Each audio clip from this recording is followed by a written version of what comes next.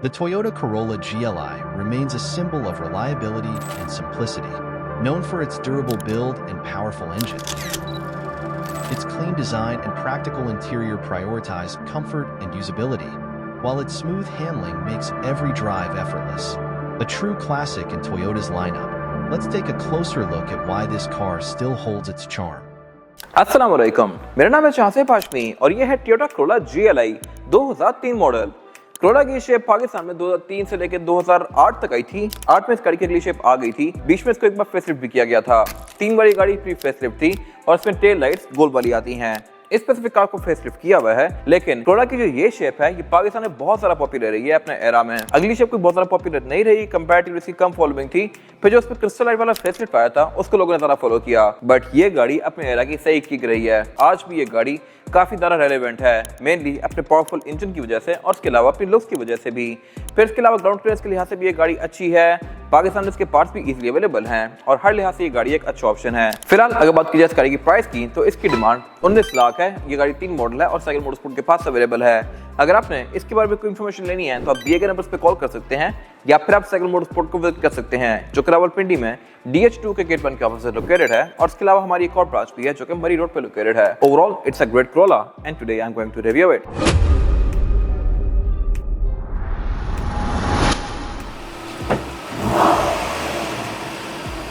Let's start with the exterior of this car. Looks के लिहाज से ये गाड़ी काफी खूबसूरत है और अपने एरा के लिहाज से बहुत अहेड थी।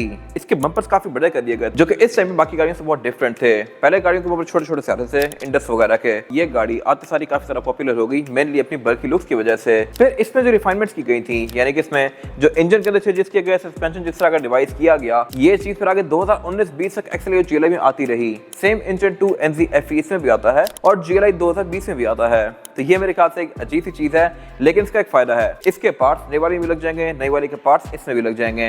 तो इसकी वजह से पार्ट्स सोर्स करना और पार्ट्स की प्राइस कंपैरेटिवली बाकी गाड़ियों की निस्बत बहुत बेहतर होती है। फिलहाल अगर बात की जाए इस गाड़ी के फीचर्स की, तो फीचर्स में कोई खास नहीं आते। फ्रंट पे जो इसकी हेडलाइट्स हैं, इसमें 2 अलग अलग पॉइंट्स दिए गए हैं, लो और हाई का अलग।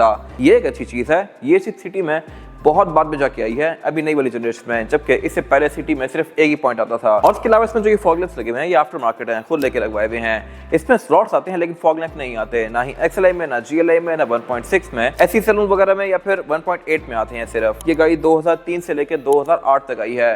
2006 में रिबॉन लॉन्च हो गई। उसके बाद इस गाड़ी की मार्केट थोड़ी बहुत इफेक्ट हुई थी, बट ये गाड़ी भी अपनी जगह काफी ज्यादा स्ट्रॉन्ग मार्केट होल्ड कर रही थी उस टाइम पे।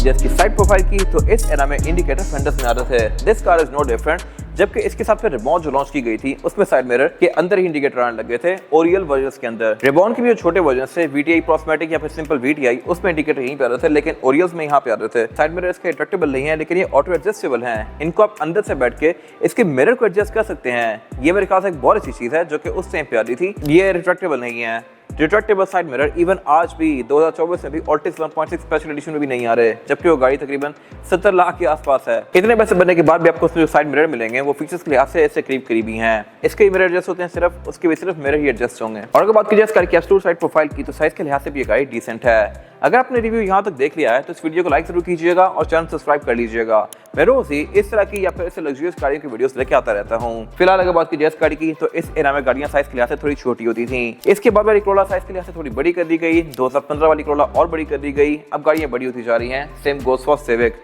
लेकिन इस एरा की रिबॉन, सिटी, कोरोला सब थोड़ी छोटी छोटी कॉम्पैक्ट सी गाड़ियां थी। एंट्री इसमें आसान है, ये आपकी हाइट पे ही है। और इसके अलावा इसमें ये जो साइड स्कर्ट्स लगी हुई हैं, ये आफ्टर मार्केट लेके खुद लगवाई हुई हैं GLI में। ये चीजें ऑल्टिस 1.6 या ऐसी सैलून या 1.8 वगैरह में आती हैं। तो इसकी रोड मॉडल्स भी ऐड की हुई हैं 1.8 की तरह, जो कि अगेन GLI में नहीं आती, इसमें लेके लगवाई गई हैं। फ्यूल टैंक इसमें लेफ्ट पे दिया गया है और इसकी इंडिकेशन मीटर के अंदर भी दी गई है, प्रॉपर लिख के फ्यूल डोर लेफ्ट। बाकी फ्यूल टैंक कैपेसिटी इसमें डिसेंट है। इसके अलावा प्रेस में खुद लेके लगवाए हुए हैं। और इसमें एक और चीज इंटरेस्टिंग है, वो ये है कि ये गाड़ी बैक पे भी डिस्क ब्रेक्स ऑफर करती है। कोरोला में ऑल डिस्क ब्रेक आ रही है इतना पहले से, जबकि अभी भी सिटी या Yaris all disc brake offer नहीं कर रही। ऑल डिस्क ब्रेक होना एक एज है, प्लस है, बट अभी भी इससे बहुत महंगी गाड़ी में नहीं आ रही है। और अगर बात की जाए इस गाड़ी की रेयर एंड की, तो ये भी लुक्स के लिहाज से आज भी कोई खास ऑब्सोलीट नहीं लगता। ये गाड़ी 21 साल पुरानी है बट स्टिल अभी भी रेलेवेंट है। टेल लाइट्स में ये फेसलिफ्ट वाली लगी हुई है। इसको 2006-7 में फेसलिफ्ट कर दिया गया था, फिर इसमें ये लाइट्स आ गई थी, जबकि इसकी अपनी लाइट्स गोल वाली थी जिसमें प्रॉपर इंडिकेटर दिया गया होता है बैक पे गोल। इसके अलावा फीचर्स यहाँ पे कोई खास नहीं आते। टेल लाइट्स क्रिस्टल लाइट वाली हैं और इसके अलावा ट्रंक का लॉक करने के लिए यहाँ पे रिलीज दिया गया है।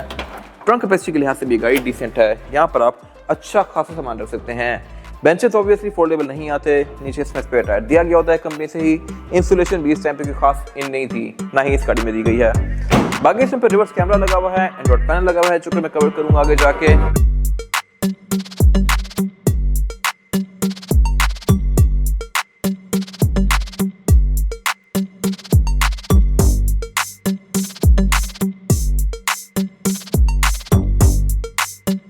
इसके बाद अगर बात की जाए इसके इंटीरियर की, तो इस एरा में इंटीरियर बिल्कुल सिंपल सारा था और फीचर्स भी यहाँ पे बिल्कुल ना होने के बराबर थे।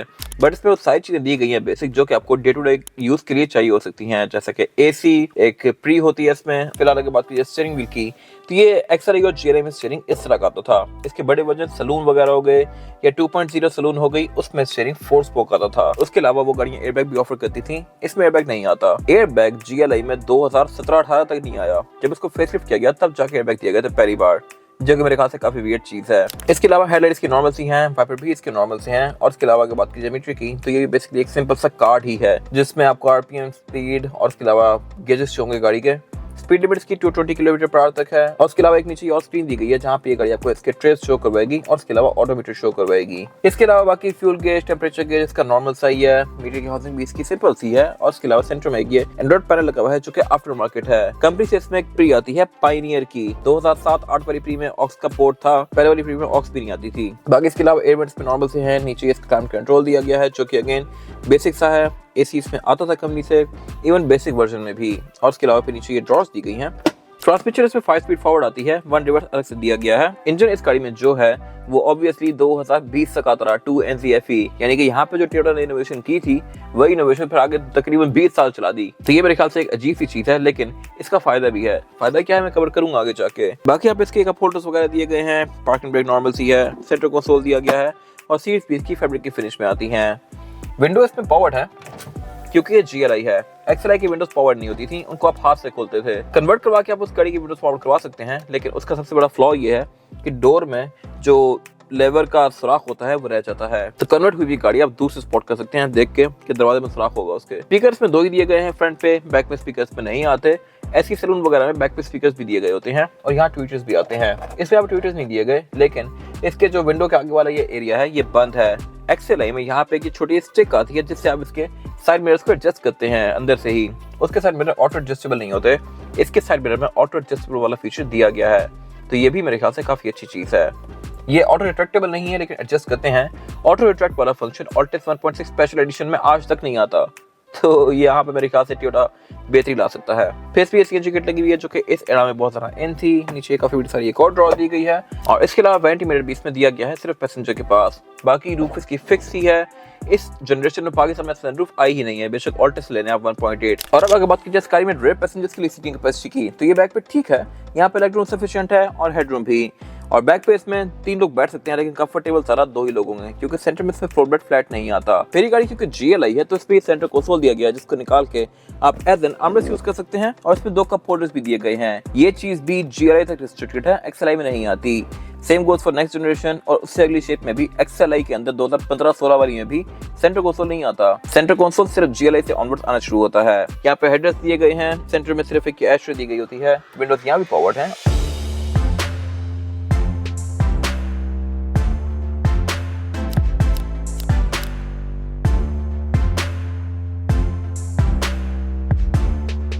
इसके बाद अगर बात कीजिए इस गाड़ी के इंजन की, तो इंजन से बहुत सारे ऑफर हुए थे। 1.3 2NCFE, फिर इसके अलावा इसमें 1600 सीसी भी आ रहा था, 1800 भी आ रहा था और 2000 सीसी डीजल इंजन भी आ रहा था। अब डीजल इंजन में भी 2 अलग अलग ट्रिम्स थी, फिर 1800 में भी ट्रिम्स थी, 1600 में भी ट्रिम्स थी, 1300 में भी थी। 1300 की 2 गाड़ियाँ थी, ये वाली और फिर जीएलआई। 1600 में एसी सैलून और फिर उसके अलावा मैनुअल गाड़ी भी थी। फिर इसके अलावा 1800 में भी मैनुअल गाड़ी थी और ऑटो भी थी ऑल्टिस। और फिर 2.0 में भी मैनुअल गाड़ी 2.0 डीजल थी और फिर सैलून आती थी ऑटोमेटिक डीजल गाड़ी। तो इसमें बहुत सारे अलग अलग ट्रिम्स थी, बट ये गाड़ी सबसे ज़्यादा पॉपुलर है जीएलआई, क्योंकि इसमें एक तो इंजन भी छोटा आता है 1300 सीसी, तो इसकी एवरेज भी अच्छी है और उसके अलावा ये इंजन काफ़ी ज़्यादा रिलायबल है। इसका अंदाज़ा आप यहीं से लगा लें कि ये इंजन 2020 से आया है XLI GLI में। Same to same look, same to same code name, सब कुछ सेम है। ये वही इंजन है 1300 सीसी जो कि 20 मॉडल गाड़ियाँ भी होगा, तो मेरे ख्याल से ये चीज़ बहुत बेस्ट है। इसकी आवाज़ भी सेम है, एग्जॉस्ट आप देखें बैक तक वो भी सेम है। इसका एक फ़ायदा है, वो फ़ायदा ये है कि गाड़ियाँ जब पुरानी हो जाती हैं तो गाड़ियों के पार्ट्स सोर्स करना काफ़ी मुश्किल हो जाते हैं, लेकिन इस कार के केस में ऐसा बिल्कुल भी नहीं है, क्योंकि इसमें वही पार्ट्स लगते हैं जो कि आजकल की नई गाड़ियों में लगते हैं। तो एक तो उनको सोर्स करना काफ़ी आसान हो जाता है और उसके अलावा नई गाड़ियों के लिहाज से एक बेस्ट चीज़ ये है कि उनके पार्ट्स यूजुअली बहुत महंगे होते हैं, लेकिन आप नई गाड़ी में भी इसके पार्ट्स भी लेकर लगा रहे हैं तो भी चलेंगे। तो ये विन विन सिचुएशन है हर लिहाज से। Corolla पाकिस्तान में बहुत अरसे से आ रही है, लेकिन ये वाला जो इंजन है ये भी इतने साल आने की वजह से इसके पार्ट्स पाकिस्तान में हर जगह इजीली अवेलेबल हैं। अगर बात की जाए एवरेज की तो ये गाड़ी आपको 14-15 की दे सकती है अगर आप इसको प्यार से चलाएं तो, जो कि अगेन एक अच्छी एवरेज है, विड्थ वगैरह से बेहतर है। इसके अलावा इस गाड़ी में जो स्टीयरिंग है ये पावर्ड है, लेकिन हाइड्रोलिक वाला, EPS नहीं आया था इस एरा में। EPS 2008 के बाद आना शुरू हुआ था नई वाली शेप में। बाकी इसका इंजन पे बिल्कुल एक्सपोज है, साइड में बहुत सारी जगह खाली हैं और उसकी वजह यह है कि इसी बॉडी में जो 1800 या 2000 इंजन आते हैं वो साइज के लिहाज से बहुत ही बड़े होते हैं, तो उनको एडजस्ट करने के लिए उनके लिए यहाँ पे जगह रखी गई है। इसके अलावा बाकी बोर्ड के अंदर कोई इंस्टॉलेशन नहीं आती। इसके बाद अगर बात की जाए टायर साइज की, और टायर साइज ऑफर करती है GLI ये है 195, 65 और 15। यहाँ 15 इंच का रिम दिया गया है जो कि इस एरा में बहुत कम गाड़ी में आ रहा था। जैसे 16 इंच के रिम ऑल्टिस में आ रहे हैं या सिविक में आ रहे हैं और मोस्टली गाड़ियाँ 15 की ऑफर करती हैं, इसी तरह इस एरा में 15 के रिम इस गाड़ी में आए थे और बाकी सारी गाड़ियाँ 14 की ऑफर करती थी। फिर इसके अलावा इस गाड़ी में ऑल व्हील डिस्क ब्रेक है, ऑब्वियसली क्योंकि Corolla एक कैटेगरी ही बड़ी है।